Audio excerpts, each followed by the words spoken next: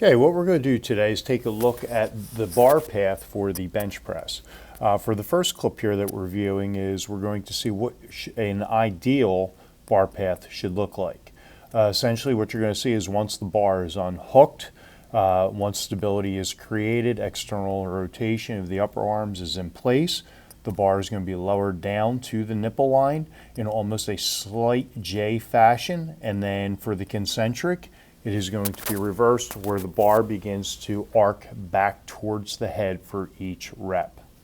As you can also note here, take note of the bar end in relationship at the bottom of the eccentric to the elbow position. This indicates that the wrist and the elbow are stacked above one another. And at the height of the concentric portion, we see that all three joints, the shoulder, elbow, and wrist, are now in alignment. This is an example that we often see, particularly with beginners. This is an incorrect bar path, and what you'll see here is this is indicative of loss of stability either through the setup of not doing scapular retraction, creating that firm, flat surface on the bench, but also too, you'll start to see if you take note of the elbows are moving in and out and essentially underneath the bar, not always being stacked. This is an indication that the external rotation of the upper arm is sometimes not occurring through each and every rep, as well as you can see the gradients of the path of the bar is not quite as tight as the previous clip in which you saw there was very little deviation, if at all.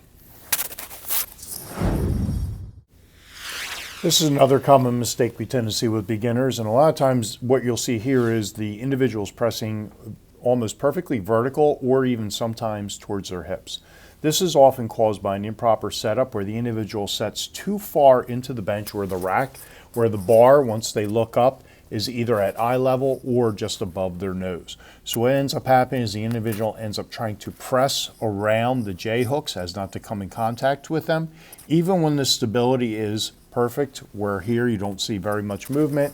You'll notice that the elbow, in fact, is behind the bar. So again, we are wasting energy here by trying to stabilize the bar from falling towards the hips rather than the output going into the bar, again keeping the stress on the pectoralis muscle where it should reside for the remainder of the lift. The simple fix here would be just for the individual to, again, re-rack the bar and slide a little bit further out towards the room, so when they look up, the bar should be just above the eyes or near the hairline.